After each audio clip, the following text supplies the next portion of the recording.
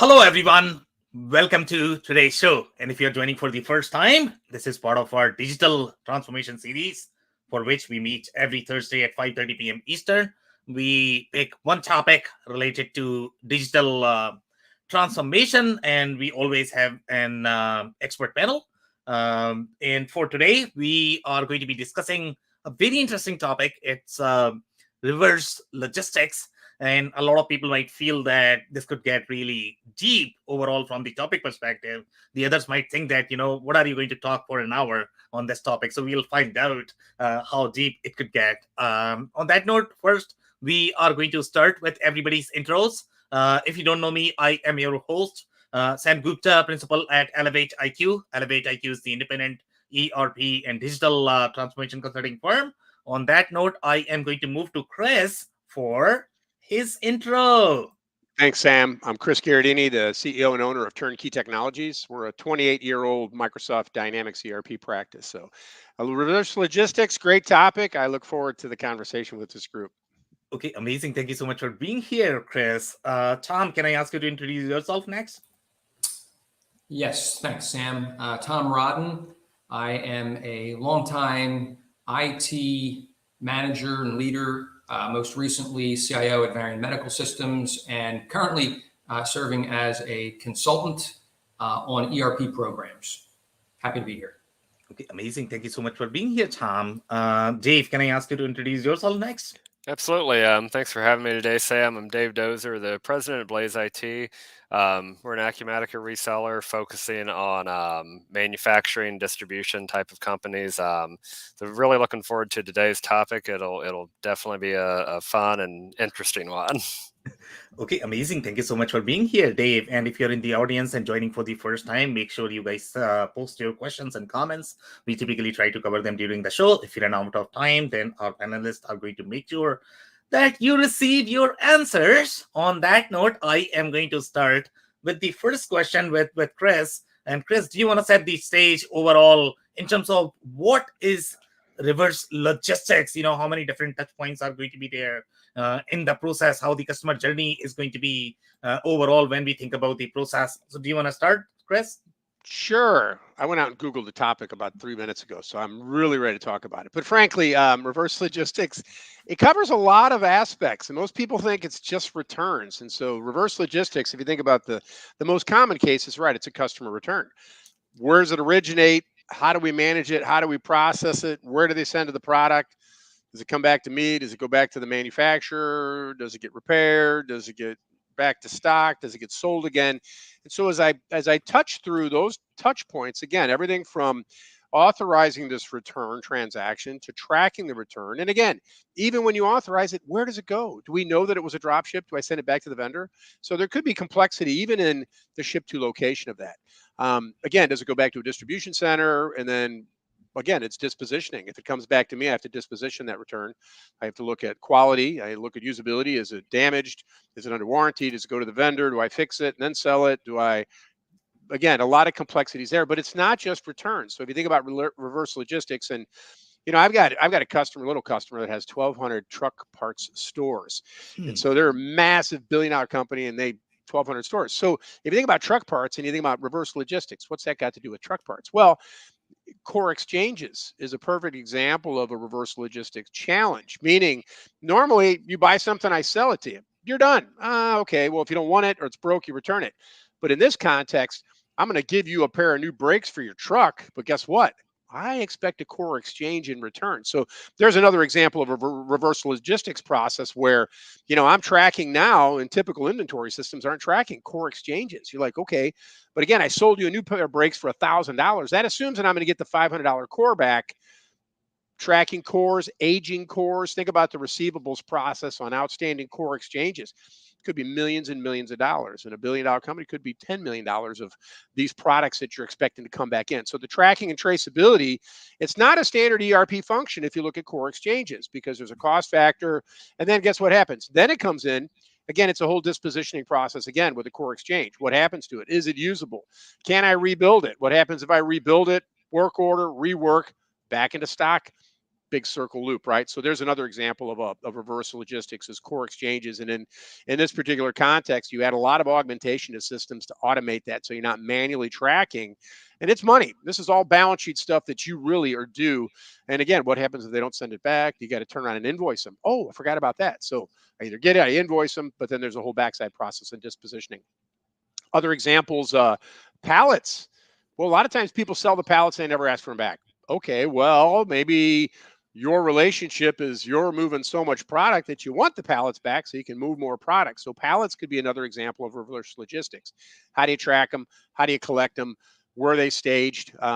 What else? Oversupply. So there's another one. That's another one example where, and again, as you look at how do you handle this merchandise is all part of that process. And you want to be thin, you want to be touchless as much as possible, but the tracking and the traceability, because it's big dollars. And I think the reality is if we're not managing this merchandise, these materials that are going somewhere, whether it's back to the vendor, back to me, and I'm trying to resell it, I certainly don't want to scrap it because that's expense, but a lot of dollars in play there. So again, those are some examples, but again, the back end systems, once it hits the dock, can be very complex as well. Like I said, as we talk about, am I sending it back to the vendor? Am I dealing with warranties? Am I doing rework? Am I doing repairs? Again, a whole lot of processes to support work order, repair, refurb, rebuild, back to stock, etc. But I'll pause there. So I think I touched on a few facets. So very interesting details there and very interesting layers. And I was definitely not thinking about the complexity when you spoke about the core exchange. And probably I want some more details there in terms of how that would work in the system.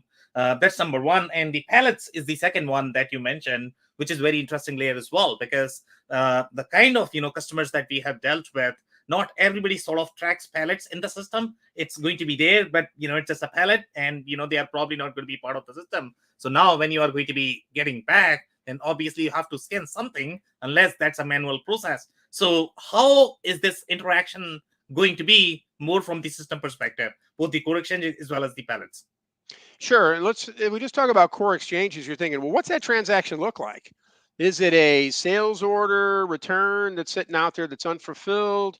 So in essence, a lot of times, one of the processes, there's a few different paths depending on the company that they take, is I could invoice you for the core, which means I sold you the new set of brakes for $1,000, and then you got an invoice for the core exchange. Oh, okay. Well, then you got an RMA number for the core exchange, which means if you don't return it, I'm invoicing you.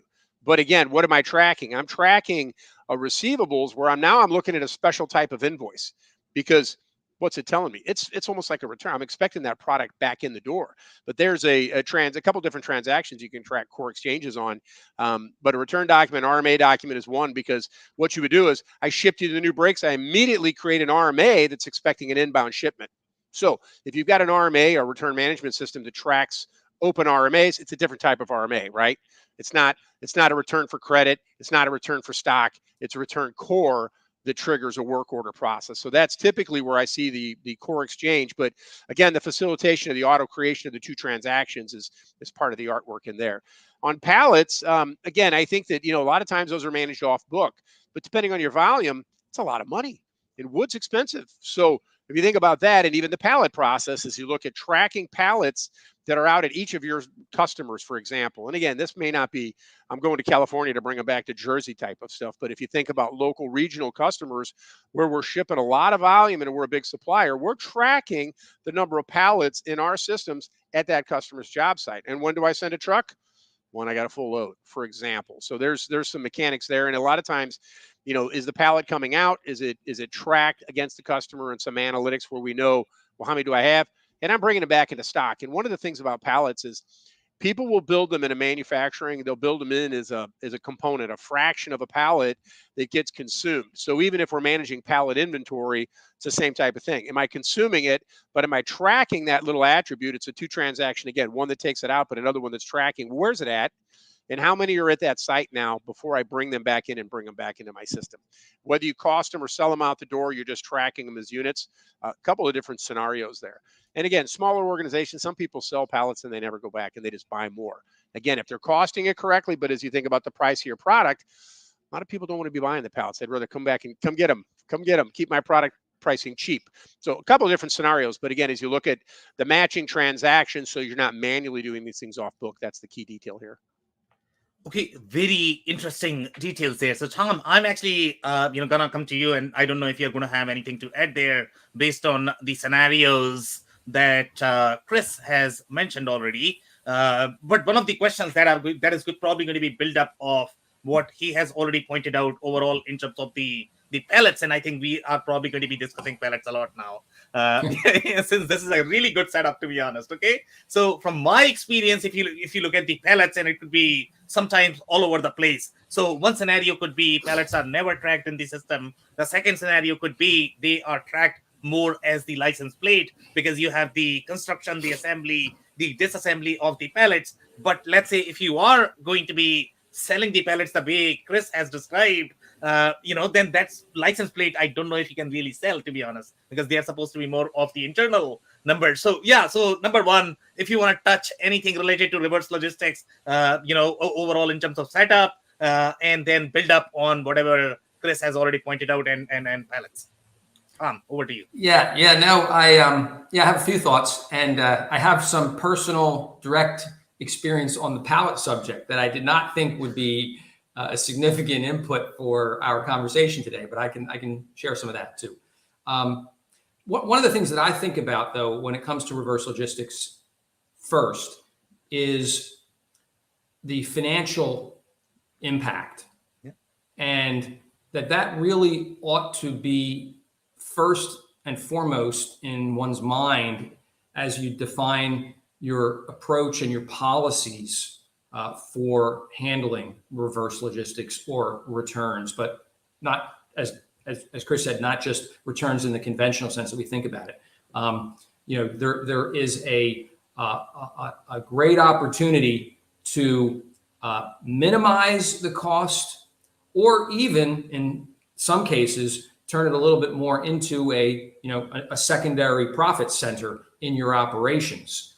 If you are reselling repaired equipment, or if you are cannibalizing parts and extracting value from returned items in order to avoid purchasing additional components that go into maybe a new product that you have in your manufacturing operation.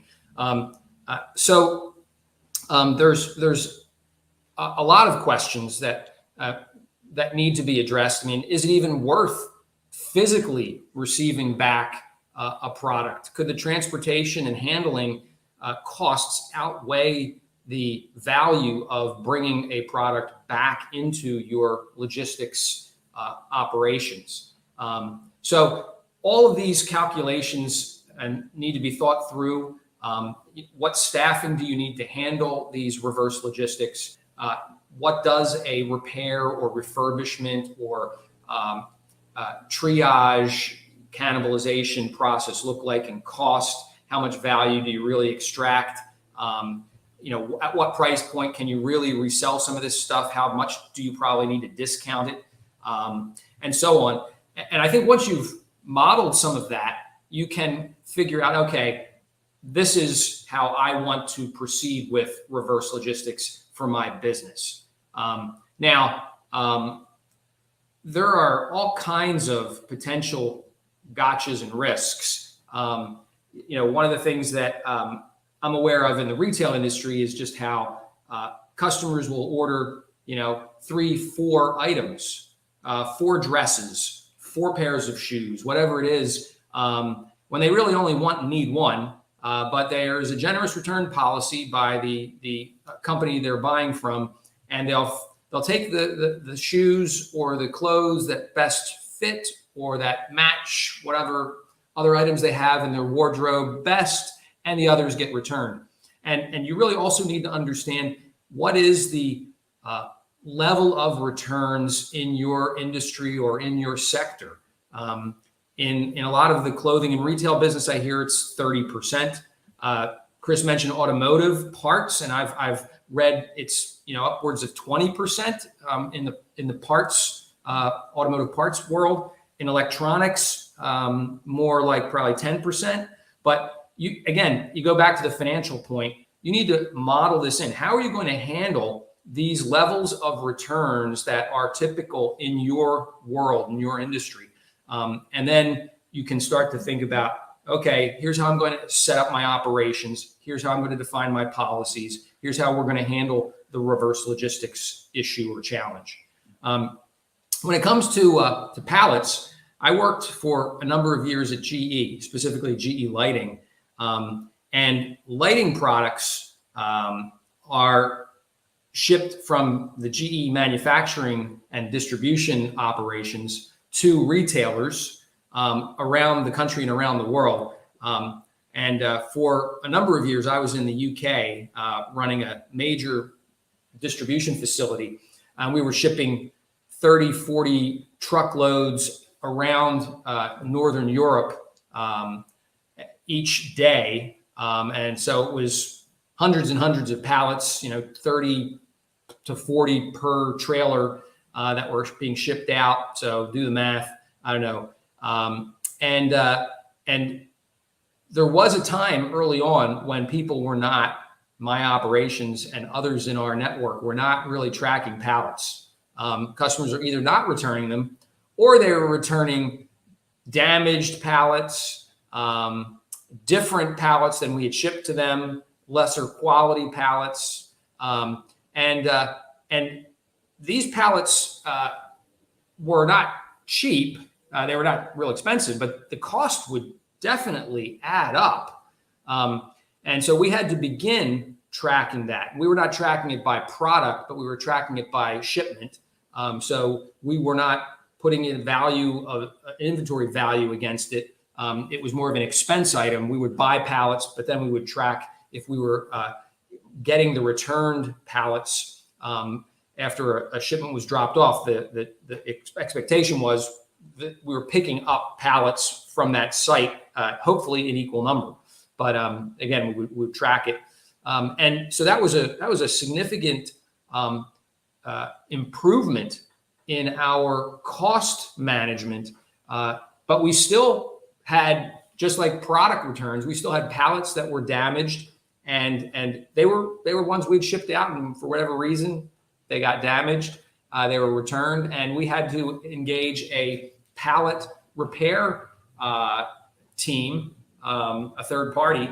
And Chris mentioned this. I mean, one of the things that I put a little post out about this event and to my network yesterday, talking about reverse logistics, and one of the points that I made in my message was people tend to think of reverse as the mirror image of the outbound process, but it can be very different.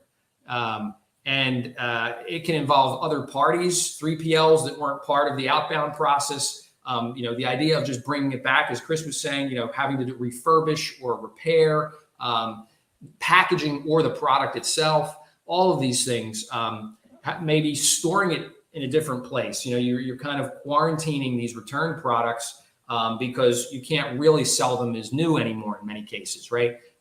The whole way that they're handled, managed, very different. And frankly, the cost of gatekeeping. This is certainly one of the issues in reverse logistics that you need to be aware of. You're not really checking what comes in from the factory to your distribution center, right? Other than maybe doing a quick count, quick quality check, typically, if that. You're bringing in, putting it away, and eventually, when an order comes in, if it's make to stock, you're shipping, picking and shipping. But when it's something that's coming back from the customer, again, maybe the customer's always right, but the customer might make a mistake. They might ship you back an empty box. They might put something that's not what you sent to them in the box. It might be obsolete, past its return by date, if you have a policy around that, and so on and so forth. So unlike the receiving process from manufacturing, the receiving process for returns really does require a gatekeeper, someone who is checking that what was sent back on the RMA, or what was supposed to be sent back on the RMA, is really what we received. And then the whole question of, well, then you need to build that process into your business. Now, it's like the goods issue of a shipment. Now I have to not only confirm receipt, but I have to confirm the clearance of the receipt, the confirmation that it is what it was supposed to be, maybe before I trigger the credit or before I trigger a replacement shipment for that customer. And this again leads to other complexities, like, have you staffed that gatekeeper function adequately? I was in some businesses as a consultant where that was really understaffed and considered just a headache and overhead, and the returns and the review and clearance of those returns piled up to the point where customers were getting very irate about, hey, my credit hasn't come through. Hey, my replacement hasn't been shipped. Hey, what's going on? And the problem was that the receipt of the goods had been done, but the clearance wasn't happening in a timely manner. And so the triggering of reimbursement or replacement wasn't happening quickly, and it was upsetting customers. So again, all of these things are elements that are very different from the outbound process that you need to be thinking through as you develop your reverse logistics processes, and then enable them with technology. Yeah, could not agree more. So some very interesting layers there, and I completely agree that you need to plan a lot. You need to think about your cost as well. Yes, the customer is always right, but think about your financials as well. Don't overspend there. And I don't know if there are going to be any sort of best practices in terms of structuring your warehouse the way these inbound returns are going to be. So I don't know, Tom, if you have seen any sort of best practices in terms of separating the areas for outbound versus inbound. My assumption is going to be probably they are going to be separate. But the layer that I really want to touch in the conversation, you can touch on this one as well, obviously, but the real layer that I want to touch, and I don't know if you are going to have any sort of input on that or not, because that's slightly different industry. The example that you gave about the retail, and in the retail, when you compare this with your lighting or truck, okay, these are very different industries. So in the retail industry, when we are talking about the dresses or shoes, the example that you gave, in that the way your return process is going to be, and on your stat that you mentioned that, okay, there is going to be 30% return. So along with that, the another challenge that they have in the retail space is going to be the return is going to be related to either style or size.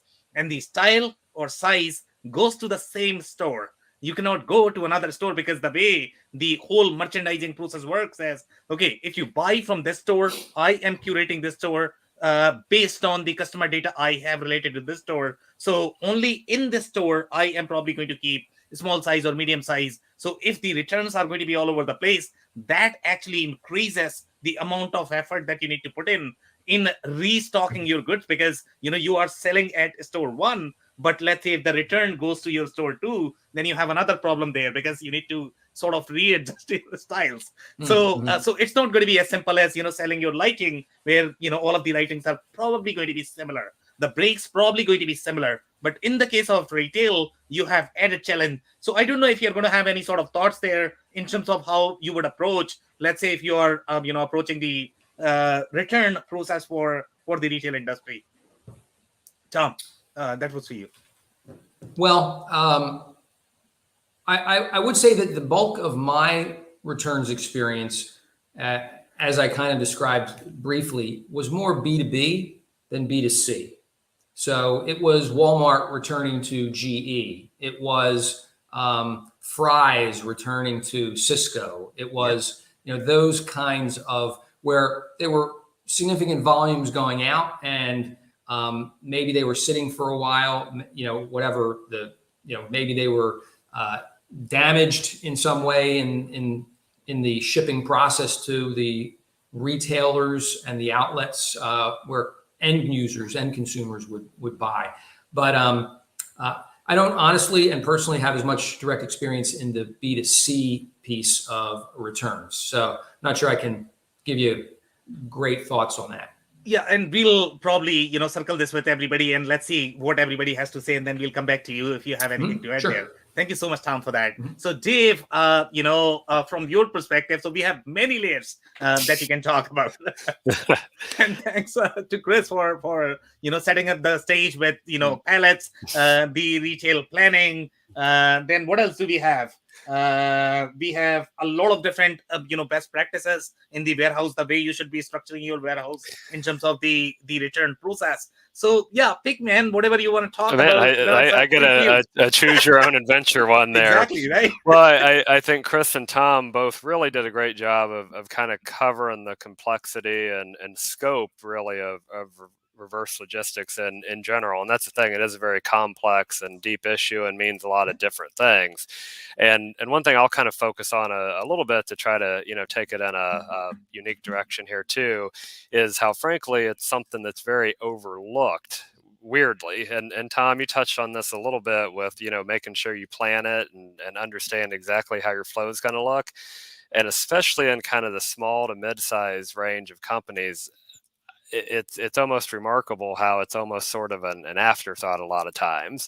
You go in and you start talking about, okay, well, what's your return process look like? And people kind of look at each other and say, oh, I don't know. Stuff shows up and, we try to do something with it. And it's kind of funny to your point, Tom, about the customer always being right as well. I've worked with manufacturers, distributors, and almost every time there's always somebody that raises their hand and says, I don't know if we have a great flow for this. Sometimes stuff just shows up. Sometimes there's paperwork with it. Sometimes they're not. We open it. We try to figure out what it is. And that kind of opens up a conversation to start tying that real world of what this whole return disposition process looks like, what we need to do with the inventory. Are we going to rework it? Are we going to scrap it? Can we resell it? And mirroring that to what your actual ERP process looks like as well. Because frankly, that's something too I've found over the years, that a lot of times to really create a whole flow, so to speak, of the reverse process, it's a lot of times marrying a lot of different pieces of the system together. And sometimes systems don't always do those in a eloquent way. So, you got to look at, okay, that return's coming in. So did we authorize this? Do we have a RMA associated with this? Okay, next step. How are we going to review this? How are we going to disposition this? Who is that gatekeeper, and what's their role in all of this as well? And then understanding, okay, well, then how does this flow back into our manufacturing flow? How does this fit into our quality process as well? So as things come back, and if there is an issue with it, is this going to initiate something on the quality side to say, okay, well, we now have other materials that maybe we need to take a look at because this came back in. And then even kind of taking it to the next step, sometimes you're like the middleman or a cog in this bigger, reverse logistics process where you're receiving something from your customer, then you need to turn around, especially if you're in the distribution side, and okay, well, now we need to issue and we need to get a return from our vendor to send this back to our vendor to see ultimately, are we going to issue credit? Do we need to disposition this in a certain way? And that's where it becomes much more complex than kind of the normal supply chain, because now you're talking about interacting with your customer internally, and then turning around and interacting with your vendor as well, and kind of creating this whole full circle of paperwork and really transactions, and sometimes that becomes a big challenge. And obviously, as both Chris and Tom pointed out too, there's a big financial impact with that as well. And again, it's a spot where a lot of organizations can really kind of optimize and look to do better, because unfortunately that becomes kind of a big black hole in a lot of cases, and there's just a corner of the warehouse, and stuff's thrown in there, and well, we're waiting on a response for the vendor. We did the RTV and haven't heard back, or I don't know, maybe issue credit for that, or who knows. And it becomes a big dollar amount that you just kind of gets lost in the shuffle, so to speak. Now, obviously, as you get into a lot of times larger organizations, that's a lot more standardized process. There's a lot more control around that. There's a lot more rules around that. But specifically, when it's not something that happens all the time, it's an area where you can be losing money and not really realize it per se. Okay, some amazing thoughts there, and I don't know. We want to touch on this comment from Enders Dave, and I am not sure if I follow this or agree with this. So I'm actually going to read this, and then probably you can share your opinion. So here, Enders is saying, like so many things, the scale has a big effect. Huge companies will only be getting returns from medium-sized companies. Not too sure about that. I don't know what he means. And Enders, if you want to clarify your comment, we'll be happy to address that. And maybe Dave has something to add there. And he's saying, which means it will be coming from a place that has some process itself. Not sure if I follow. Dave, do you have any thoughts there by any chance? Yeah, I may paraphrase it a little bit, and hopefully I'm understanding the question there, but it may be too where kind of going back to how the whole return gets initiated.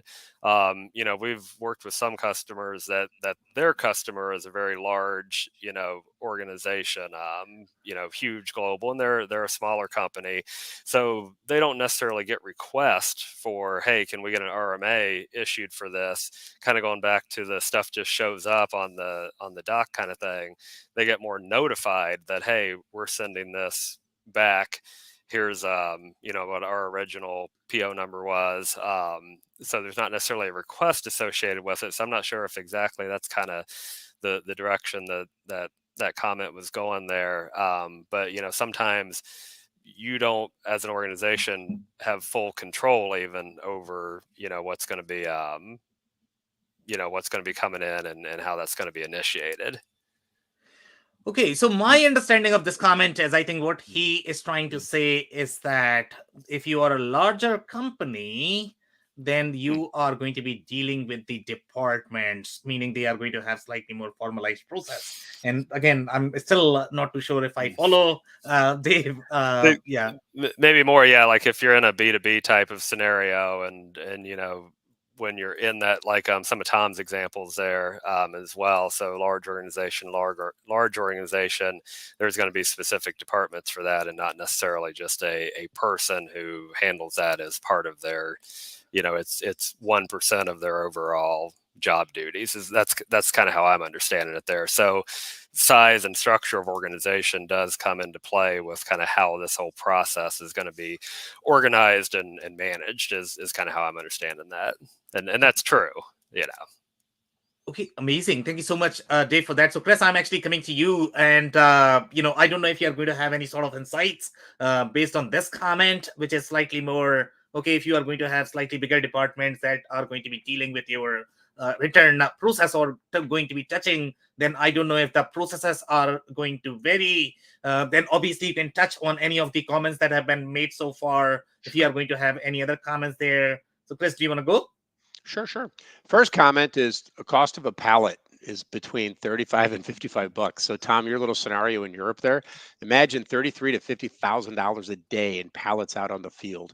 20 days in a month, it's $1 million in pallets. So the interest in recovery and recycling is a big deal there. And yeah, there is a loop to repair them as they come in the door. But in the context of the individual return versus an organizational return, different mass is really what we're dealing with.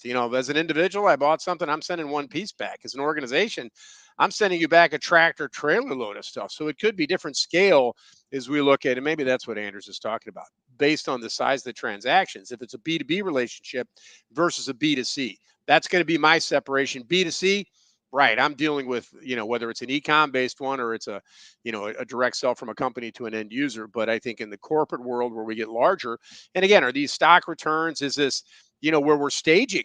In the core exchanges, for example, if I'm buying those brakes from a manufacturer, I'm sure my customer's not doing the rebuilds, but he's the guy that's accumulating and staging. And so his return to the guy with the rebuilds, it's a tractor trailer load. So we're dealing with different scale though. And I think that's probably the comment there. But as you look at the complexities of doing a tractor trailer load type return, which, I've got an e-com distributor that's all drop ship, but all the returns are coming to their warehouse, which means they either put them in stock and they sell them, Or again, in their context, they're doing a bulk return to their vendor. It's a whole different type of an RMA process where, again, I'm accumulating enough to get a shipment. No different with the customer where I'm going to go fetch a tractor trailer load of pallets. And I'm not going to go get one.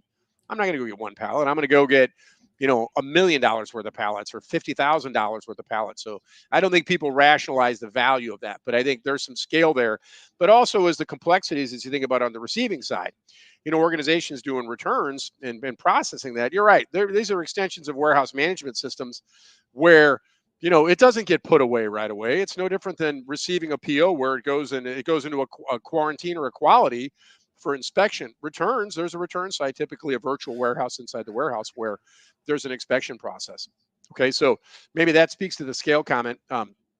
Another comment I wanted to make that carry over from Chris last week, we haven't talked about, it's the analysis of what's going on in the business. And again, as you look at mitigation of returns, of just return processes, so there's a whole set of complexities there we didn't talk about, where the capture of reason codes, right? Hey, rebuilds, core exchanges, no big deal. If I'm dealing with customer returns, again, whether it's a B2C model, the analysis of reason returns is imperative, because if I'm manufacturing, quality needs to be in the loop. We may be able to mitigate returns by making a change in engineering, for example. Maybe there's a vendor. So the analytics light up that, hey, you got one vendor that this guy is 80% crap. All the returns that come from one guy. Maybe we need to find a new vendor. So the decision-making around managing returns process and reverse logistics is just as imperative. And we hadn't talked about the analytics side. So, and the other complexity that I'll just throw back out there is in the B2C is the credit to the customers. In a corporate world, right, it's different. I'm AP, I'm AR. I'm not issuing credit on your credit card. I'm moving tractor trailer loads, right? It's a whole different set of accounting practices that we're seeing booked in these back-end systems. But in the little B2C, the guy sends his pairs of shoes back, drop ship, great. The complexities of that, okay, where did he send the shoes? Did they go back to the manufacturer because they were drop ship? It all depends on how I create the shipping label, but maybe he ships them back. And typically in a drop ship, you'd love it. Ship it back to the guy that shipped it from you. But when do I give the credit to the customer? Do I give the credit right away? Am I waiting? And we talked about this last week, is there's a complexities and reconciliations between the return to the vendor, the return to the customer, right? If I'm bringing the product back into my warehouse, great. I have the tangible asset. It goes into balance sheet inventory. We're issuing the credit, right? I have like exchange for the money I give him back and I got the product. But in the drop ship world, where we're typically going to extend credit immediately, okay, it gets complex, right? And again, there's some advanced, we talked about analytics, but even the analytics on reconciliations, if I'm dealing with a B2C scenario with a drop ship vendor, just adds the complexity. And again, we lose money. We give credit, we never get credit. Well, that's a problem. And again, I'll tell you right now, most systems disconnected. They're not going to do a great job of that reconciliation between drop ship returns to the manufacturer and credits to the customer. They're disconnected processes. And I tell you, that's an area where you lose money. And if people don't focus on it, they'll lose money. And hopefully your margins are good enough to absorb that. So just a few more perspectives. So very interesting perspective there. And by the way, Amici, obviously we can see that this process is really complex. And one of the things that we have not spoken so far that is going to increase the complexity even greater, which is going to be your lot number, serial number, warranty process. So in your example, Chris, when you are talking about this bulk transfer, when your drop shipper is going to be sending, the shipments, and then you are probably going to get it in your warehouse, and now let's say you have the lot numbers and serial numbers. Okay, so different complexities.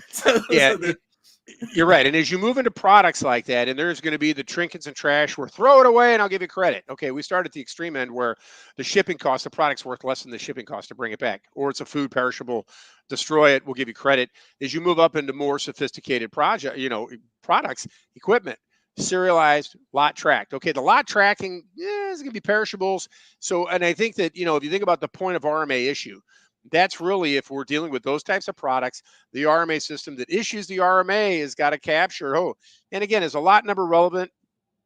Foods, perishables, but in the equipment, it's a serial number. What do you have?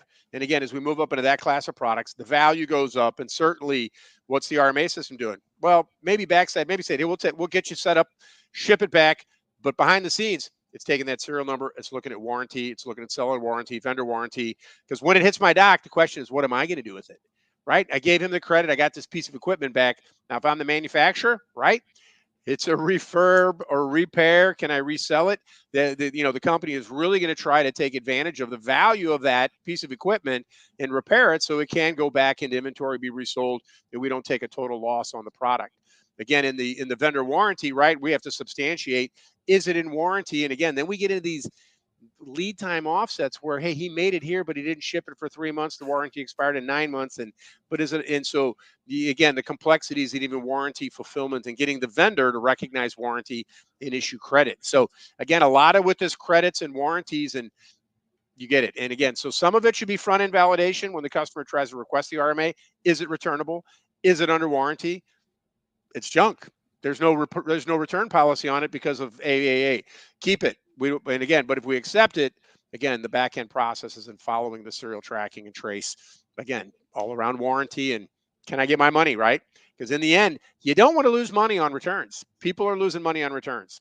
They need to do the math on how much, because they'd be surprised. Okay, amazing. Thank you so much, Chris, for that. So, Tom, I know you already have your notes done, and we already have too many perspectives here that we need to discuss. I don't want to increase the complexity. I mean, I have one more topic that I want to throw in here because I don't think we have spoken about that. But do you want to cover whatever you have so far? Yeah, I held back on a few items since I didn't want to talk for half an hour at the beginning, but. Chris actually touched on this topic of mitigation, right? I think most of us would agree that reverse logistics is a necessary evil. It's not something that we really want to do, but it's something that we need to do if we're going to maintain a good customer relationship, if we're going to not get sued. There might be a number of different reasons why it's important to have a reverse logistics process in place. However, as a necessary evil, it's also something that you'd like to minimize. And Chris touched on the idea of, hey, maybe you have a product that you're selling, and whether it's a component or it's the entire finished good that you're shipping to end customers, there is some kind of defect that may be specific to a particular vendor, giving you those parts in the manufacturing process, or giving you the whole finished item. And you need to be looking, as Chris said, at reason codes to determine whether there's a possibility of minimizing or reducing the number of returns and the volume of reverse logistics. As good as you may be at it, it's more profitable in all likelihood if you don't have a return than if you handle it well. So you'd rather not do it at all. And aside from the example Chris gave, I think there are other creative ways people are trying to reduce their returns numbers and the volume of reverse logistics activities. So there's been some news, I guess, in the last year. I can't remember exactly when it happened, but Walmart acquired, I think it's called Z-Kit. And Z-Kit is this virtual fitting room. And they're really trying to tackle that 30% of clothing returns. Again, some of it is customers willfully ordering more than they really need, trying things out and shipping it back. And that's not a mistake. That's intentional. But there are many mistakes as well. And it may be, a size issue. It may be a color. It may be a lot of different things, a style issue. And if you can virtually have a fitting room online that is effective, and that's why Walmart bought Z-Kit, then you have potentially a way to, if not eliminate, at least reduce the volume of returns for those unintentional reasons. And I had my own personal experience with a faucet manufacturer, Kohler. And we were having a problem with our sink in the kitchen, and I disassembled the faucet and found the defective part and said, okay, this is what I need, this little piece right here. So now I'm going to go online to Kohler and find out what I need. And it probably is a risky proposition for some knucklehead like me to be ordering apart from a list, even if there's maybe little pictures or something. But Kohler went way beyond just having a list and maybe some images. They actually provided the bill of materials in a visual, exploding, interactive way. So I was able to say, well, this is the item I bought. Here's the faucet. And then let's explode it to the first level of the bomb. Okay, that's the subassembly within the faucet that I just disassembled. That's where the broken piece was. I can explode that. Okay, now I see the half dozen pieces that are part of that subassembly, and that's the one that was broken. I was amazed at how effective that was. I knew I was 100% certain I was ordering the right part, and when I got it, it was exactly right, and I repaired the faucet. And so I looked at that and I said, that is a great example of minimizing the risk and the likelihood of returns, because customers just take their best shot, order stuff, and half the time it's wrong. So it was hard for me to have gotten that wrong. So again, I think if you view it as a necessary evil, have a good process in place, whatever you need to do, whatever policies seem appropriate, try and make the customer returns experience as good as possible. But also put some thought into how the heck can you completely eliminate the need for that return or that reverse logistics experience. Financially, it's better, and certainly the customer doesn't want to have to deal with it either, not just you. So that was one thing I thought that, go think about how to mitigate these things. And it gets into, the reverse logistics operation in some ways, being recognized as a serious matter that the marketing organization, maybe the customer facing website and IT team can help with, and so on, and figure out ways to actually reduce that volume of returns. So that was one thing that was on my mind and was sparked by one of the things Chris said. And the other thing I thought I'd just chip in was we've talked completely up until now about returns initiated by customers. And I can't remember if Dave maybe mentioned this in passing, that there is the possibility of a seller-initiated return. If you start to investigate and find you have consistent problems, or maybe it was Chris in some of the reason code stuff, you find you have some consistent problems, you may want to initiate a recall. Now, that is a reverse logistics process. And it can be a significant volume. And if not handled well, it can be extremely costly. So as a manufacturer or a seller, one should also consider that. Is there a potential need for me to handle a recall? And if so, how would I do that efficiently in order to both ensure my customers don't have problems that make them irate with me and maybe change who they buy from, but also, even aside from that, how do I handle a large volume of returns?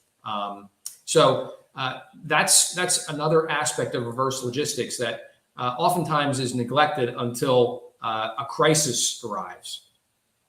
So amazing details there. By the way, I love the story about faucet, to be honest. Okay. And one of the advice that, you are going to have, especially in the IT community, Tom, is going to be that, you never want to give ideas to your business counterparts. Otherwise, you know how that goes, right? They are going to come back to you and they are going to ask you how to solve this problem.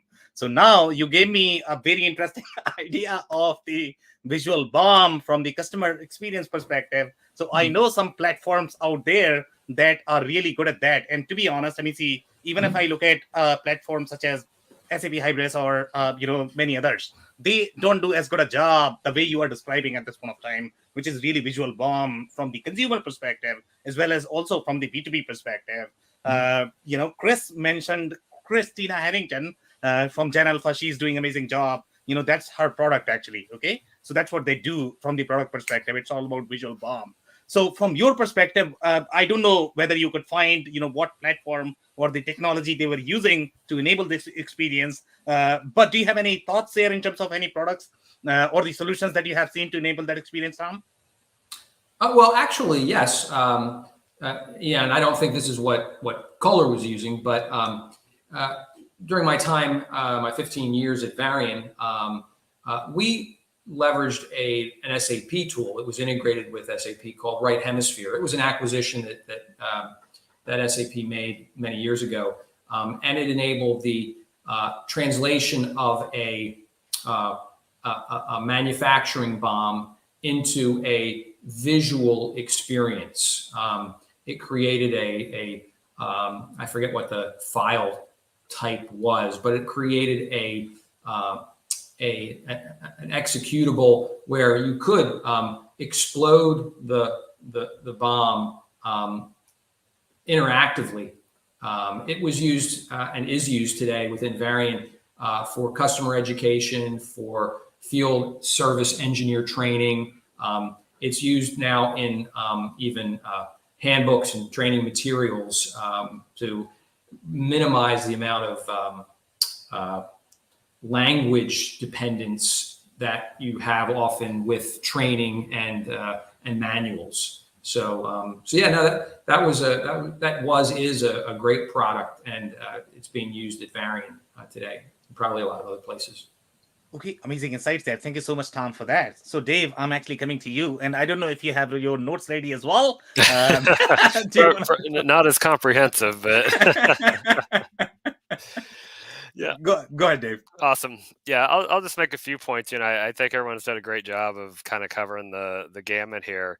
Going back to a couple things Tom said there, really about policies and procedures. That is really important, because actually years ago I had a customer that kind of towards the end of the year, if they needed to shed some inventory, if they were carrying too much and they had over ordered, they would literally go through some of the raw materials and just try to send it all back, to where they had bought it from. Nothing wrong with it, anything like that. They had just messed up in forecasting. So that's where, trying to mitigate these things on the front end can be really important, because you want to have policies and procedures in place to try to eliminate as much of the returns as possible. And on the consumer side, like the Walmart example there as well, anything you can do to try to mitigate that and make that a little, less frequent is going to be a really good thing to do, and try to bring that dollar value down, because it is a big concern, and it is a really big issue and a big area for a lot of folks there.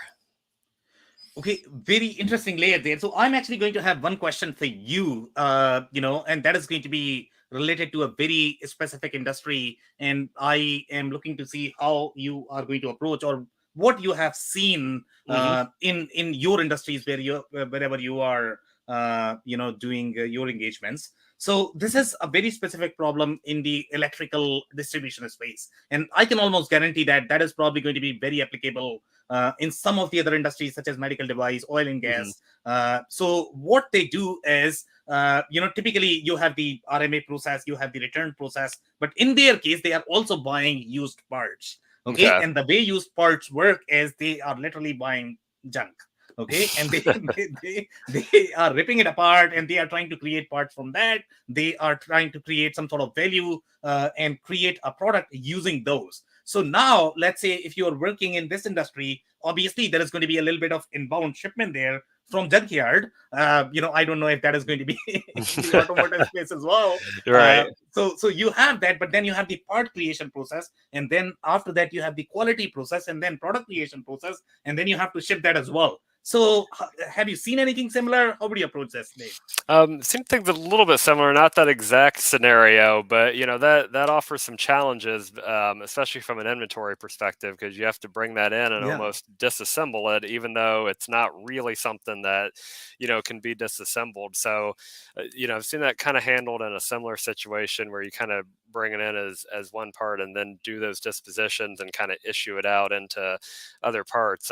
It's pretty complex though in managing that, so that can be a tough thing to do, and it's kind of another aspect of the complexities in that. So I probably don't have a great answer for that other than it's a challenge, and something that you kind of have to work through, and you're going to really be doing a lot with on the work order side and making sure you're issuing and allocating the parts and pieces appropriately there. Okay, amazing. Thank you so much, Dave, for that. So right now, the only thing we can take is probably going to be closing advice and any sort of long comments that you might have. Chris, we have 4 minutes. We have 3 people, so please go. Sure. So that prior example, I've got a client that buys junk jets. They buy aircraft, and so that is a great one where they bring in a full fuselage of a jet, and then to your point, they decompose it.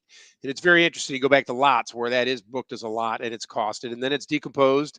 And to that point, those parts turn into raw materials on work orders, refurb, and in this context, they go through an FAA certification product to make sure the parts can go into stock and end up on an aircraft going out the door. It is a very complex process, and again, the certification authorization around that adds a lot of complexity in that space. So, but again, as you think about reverse logistics, and again, we didn't talk a lot about customer service imperative that you focus on what's the customer experience in doing this, whether it's a B2C or a B2B experience. And the other part I'll emphasize is do the analytics. Make sure you're really analyzing the data so that you've got your feedback loop. Don't just assume it. You need that feedback loop. And I think one comment I'll just address is the apparel. With COVID and everything else, people do that. They'll buy 4 or 5 sizes, try it on, and send 80% of it back. So I can see why apparel returns from an industry perspective have grown dramatically, because that's what people do. They're not going to shops. They order lots of stuff, try it on, and they're sending 80% of it back. But again, focus on the process, focus on the analytics.